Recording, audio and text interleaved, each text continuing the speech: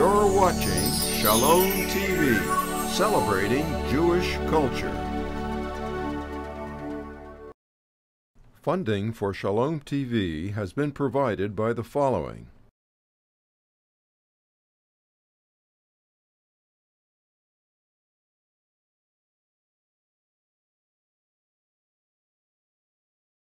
And by viewers like you.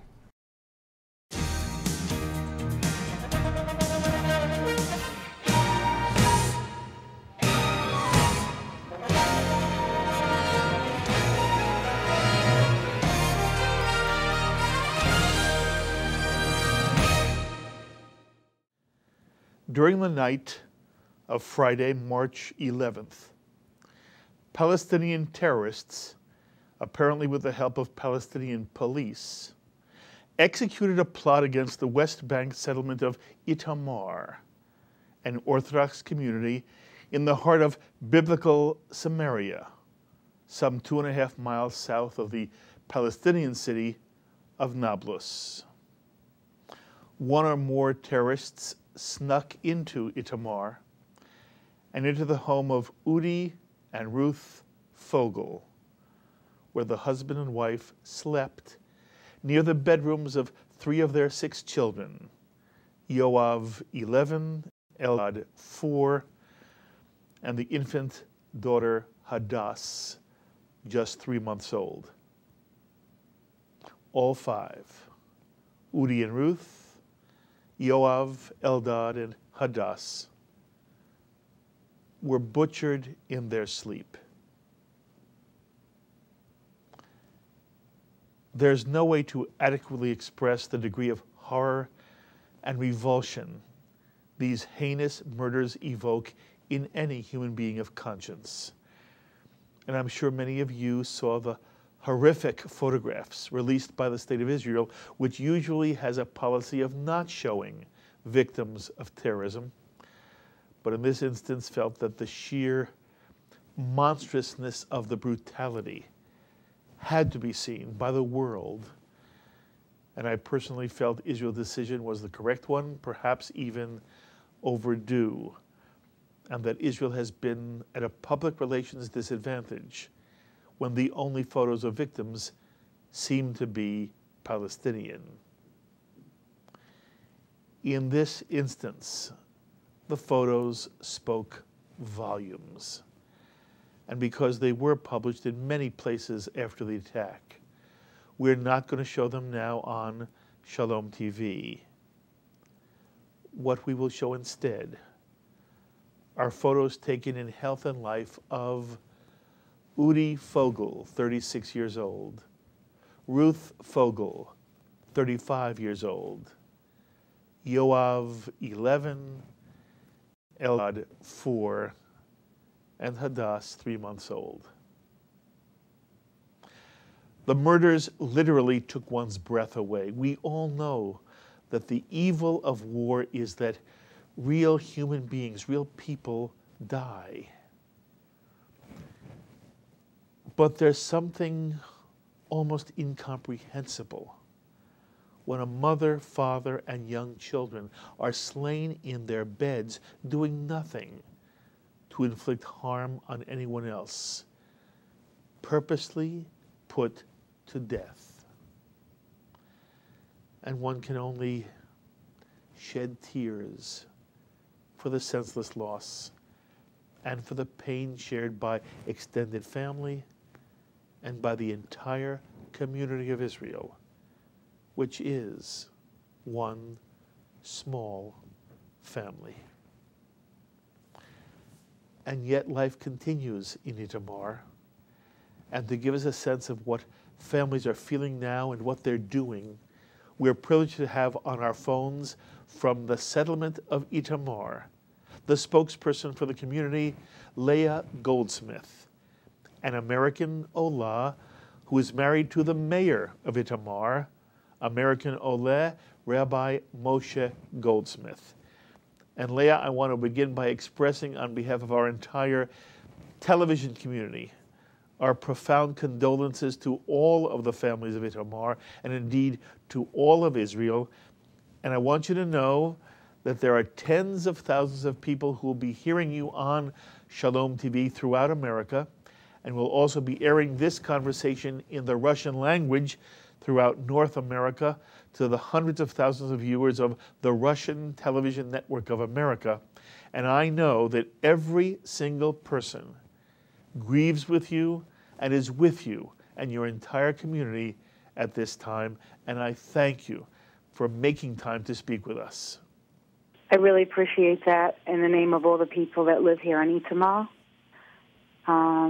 There's nothing that strengthens more than knowing that Am Yisrael stand together. They should stand together also in Simcha, also in times of Simcha, not just in times of sorrow. Absolutely. Let it be Amen. Absolutely. Amen via Amen. So first of all, Leah, how are the families of Itamar doing now? You know, I think it's like it takes time for the dust to settle. And you can't lie to yourself or to anyone and say, the sun is shining, it's a new day, let's all, have a dance. It doesn't work that way. On the whole, I would say that you have to be extraordinary not to feel sad, afraid, angry, a lot of feelings at once. But at the same time, the people that came to live here are people with a lot of resilience because they believe that they're here for a purpose. And it's not just for themselves. It's for Israel and it's for Am Yisrael. So, yes, it can break you, but not forever. It's a temporary feeling that hopefully with time passes. And obviously we're people of faith, and our faith is what keeps us going. And we have to believe that all of Hashem's ways are good, and we can't understand them, even at this terrible atrocity. We don't understand. We can only ask for Hashem's blessings. I understand, and you have enormous strength, as does your entire community. By the way, Leah, where are you from? We're originally, as you can tell probably in my accent, from Brooklyn, New York. We made Aliyah in 1985. We spent a year in a Merkaz Klita, an absorption center in Jerusalem, in which from there we scouted out all of Israel practically, looking for a place to live. And at that time, the new communities of Yehuda and Shomron were sprouting. And we had looked in Gush Katif. It was a little too sandy and hot for me. We looked in the Hebron area. It was kind of dry and not green enough for my husband. And then we came out here, which incidentally I'll tell our listeners where Itamar is. If you look at the map of Israel, it's exactly in the center. The coast is on the west, the Jordan Valley's on the east. Jerusalem is an hour south. Tel Aviv is an hour west. And we're exactly in the center of the country, which is why it's called the heart of Israel. Your husband also is from Brooklyn? Yeah, we're both from Brooklyn. We're old 7th and 8th grade classmates. Really? Yeah, we go back a long way. We always say if we would have gotten married when we were 13, then our kids would be as old as us now. How many children do you have? We have 5 children, and we have 1 grandchild that lives on Itamar. That's wonderful. You're very lucky. All right. I'll also tell my listeners that it's never too late. My mom, who is turning 80, just made Aliyah last year, and she also lives on Itamar. So, Leah, I've seen photos of Itamar. The houses are very close to each other, at least in the pictures that I've seen. And this tragedy could have struck any home. You mentioned this in passing, but in general, do you and your neighbors now live in fear? And what do you think? It's not simply the adults. I would worry for my children. So I guess I'd like you to speak in general about how you feel fear affects either the adult population or the young population of Itamar. Okay, it's an interesting thing that just came to my mind when you asked that about the children. What came to my mind is that when we were in the States recently, my son is in a very elite, dangerous unit in the Army, and one of my American friends said, "Whoa, how do you do that? How do you let him?" I could never fathom making Aliyah and sending my sons to war. So we have a micro and a macro here. This is Israel. We're all soldiers. And in order to keep Israel and strong and safe, it's soldiers and it's civilians. We're all guarding Israel. So if you're asking me how I feel, if I'm afraid, I personally do not feel afraid. Maybe that's a present that Hashem gave me, but there are people, obviously, that feel afraid. It's a natural feeling. A family called up Itamar the day after it happened and said they're coming with a generator and their children with a prefab building, and they're coming to live on the other side of the fence, the place from where the terrorists came in. And you want to ask me how people feel? Well, I can tell you that family doesn't feel afraid because they're actually now on the front line of Itamar. They're on the other side of the fence. And these enemies of ours, I mean, I'm sure you've seen the graphic, horrific pictures of what they did to the bodies of these Kedoshei Israel. And it would make anyone afraid. But the whole point is, what do we have? What choice do we have? Can we live in Israel? Can we guard it? Can we preserve it? How can we do this? We can do this by living in it. So if you're speaking of fear, well, I'm more afraid on the train in New York. I mean, maybe it's just a relative attitude. I feel bitachon. I feel Hashem guarding me. I feel, people that come here, I've had journalists, I've had at least 30 journalists from all over the world come, and a lot of them were saying, it's so weird, it feels so peaceful and tranquil here. And it is.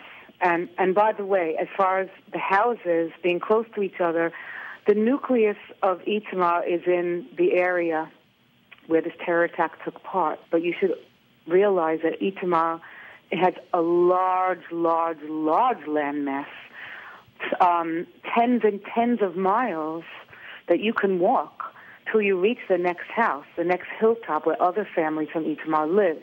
So there is an area, yes, where we have neighborhoods where houses are close to each other, but there are also very big expanses in which there's a lot of farmland and nature, and till you reach the next neighborhood. I understand.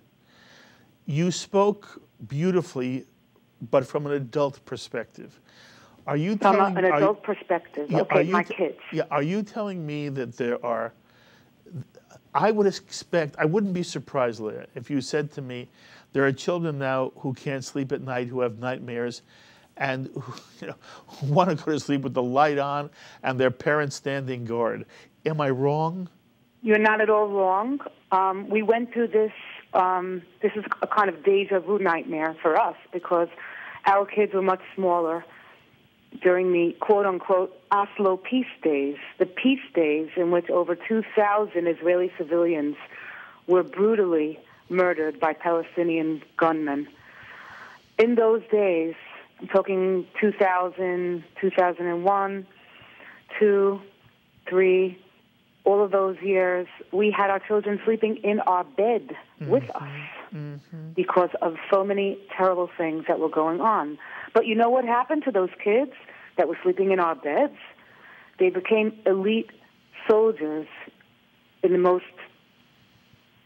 elite units of the Israeli army. That was their response to their fear. No one ran away. No one went to Canada. You have to give time and space for a child. Obviously, we're human beings, we have emotions, to speak about his fears, to express his fears, to support your child, but at the same time, to let him know who he is, to strengthen his identity.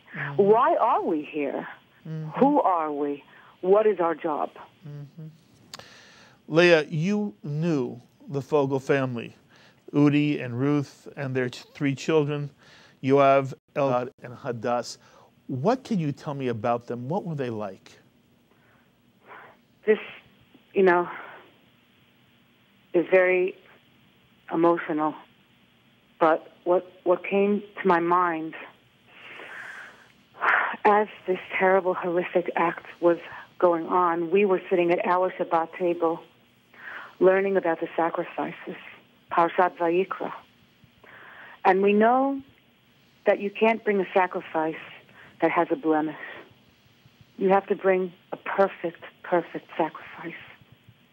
And they were perfect people. They were thrown out of their homes in Gush Katif. If everybody remembers what happened in Gush Katif, I'll just remind everyone that 10,000 Jewish people were thrown out of their homes from the most beautiful, productive land for peace. This was in Gaza. And in retaliation for peace, our southern cities have been bombarded by missiles. But the Fogel family went on to start a new life and rebuild their community in Ariel. When they heard about Itamar and its ideals, they felt that the best way they want to continue is to live on Itamar. And they bought a house without even trying it in the neighborhood that we had built behind the Shabo house. If I could remind everyone, the Shabo family, the mother and three of her children were killed in 2001 on Itamar. And our response was building a new neighborhood. And that went up also against the odds because, as you know, the American government does not exactly encourage Jewish growth in the heartland of Israel. But miraculously, the neighborhood went up, and every house was sold. So this was their ideal. And they were perfect, perfect people. A mother of 6 children to be teaching and also proactive. A husband teaching in the Yeshiva Gvoha, dedicating his life to Torah. He could have gone into science and math, a genius. This was his ideal. Leah, whom do you understand is responsible for this heinous crime? Well, you don't have to think too hard. As a matter of fact, when I was speaking to the foreign press, one of them asked me, Leah, how do you feel about Baruch Goldstein? And I said, how do you feel about the terrorists that killed infants in Ma'alot, throwing them out the windows? Who was the one that told them to throw the infants out the windows? Let me recall. It was the Nobel Peace Prize winner. That's who it was, Yasser Arafat. You, as the media, have a responsibility to tell the world the truth and not the lie, because the world is living a lie. This murderer was considered a Nobel Peace Prize recipient. So if you're asking me who the murderers are, we don't have to think too hard to know who they are. The reason I ask is, in America, we were first told it was Hamas, and then we were told it was Fatah. And in that sense, I want to know whether you know which group has taken responsibility for this act. There's no difference between the two. They work together. They're two brothers of the same family. Leah, how was it possible that this occurred? How did someone get past whatever security you have and was able to enter a home this way? How did it happen? Your tax-paying dollars are going, yes, American money is going to train Palestinian terrorists to fight the enemy, trained in Ramallah. Now, you ask me, is this so? This is not even hidden. It's information easily accessible on the internet. Our American army is training the Palestinians to do this. I want all our listeners to realize the gravity of this and to speak out. It's time now for us to stop being these Yehudonim and for being passive.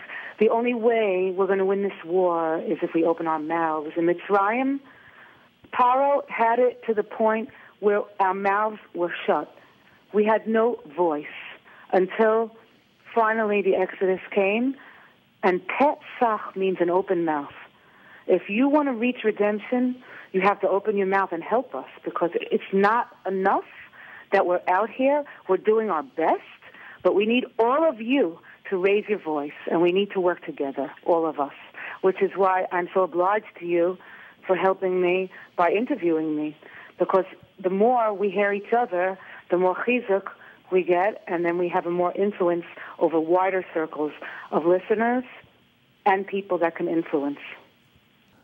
I'm wondering whether you feel the Israeli government does enough to protect the residents of not only Itamar, but of settlements throughout Judea, Shamron, and whether this happened once, and I understand your attitude. I understand what you told me about how your children grew up and ultimately now fight in elite forces of the IDF. But Leah, I don't want this to happen to anybody else again in Itamar or anywhere else. And it's if you don't want it to, then you have to send letters. But flood the Knesset. Are you protected enough, Leah? We do our best. In many of these incidents and many other incidents, thank God, that ended peacefully, that could have not ended peacefully, our response team, our Itamar response team, were the most proactive. The government has pulled back soldiers from this area because Obama asked specifically to take them away. So let's not just talk per se Itamar, but for instance, the roads that have had barricades of Israeli soldiers checking cars going through have been dismantled. So if there's been a relative calm in Israel proper, I don't know how much longer that will be. If our soldiers can't check terrorists, the junction not far from Itamar, the Hawara junction, if you Google that, you'll see at least 3 or 4 incidents a week in which soldiers have confiscated weapons, pipe bombs, knives, you name it, from terrorists coming out of Shechem and wanting to pass through. So it's not a question of little Itamar. Do I think my government is protecting me in little Itamar? None of us in Itamar really are just thinking about ourselves, and that's why we live here also. We're thinking about, it is the heart of the country, it's the center of the country, as I mentioned, but it's also the frontier. But the frontier's job is to protect the major cities. And it's only a matter of time if the government continues to bow down to Obama and Hillary Clinton's requests to remove our soldiers from these barricades, that it's a walking time bomb ready to explode. I'm quite puzzled as to why the government would listen to these requests and forfeit the security of the people of Israel. It's puzzling to me.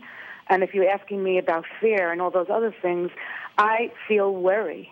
I feel concern that our leaders are making very, very stupid decisions because these are human lives. Leah, what do you understand the response of Mahmoud Abbas and Salam Fayyad and the Palestinian Authority in general? What's been their response to these murders?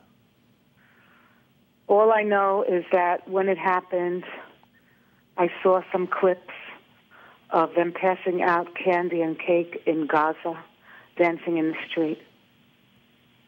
What nation in the world that is called human would do such a thing? And their Sesame Street shows are all about the same thing, killing Jews. It's not even a question of Zionism in Israel. It's anti-Semitism. You know, it's easy for any of us to, in some way, be prey to collective guilt when something horrific like this happens, and to blame entire peoples for the act. But what do you feel these murders say about the possibilities for peace between Palestinians and Israelis in general? I think the word peace has totally been misconstrued. People don't even know the word peace anymore, what it really means. The word peace is Shalom al Yisrael. First, we have to have peace amongst ourselves.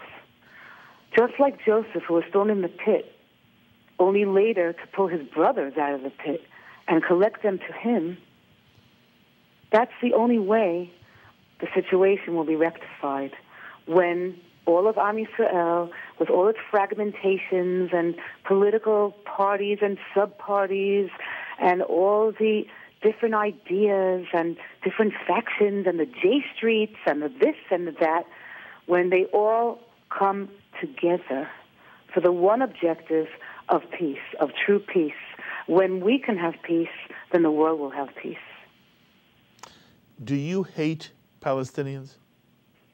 I don't really put any effort or energy into even thinking about them.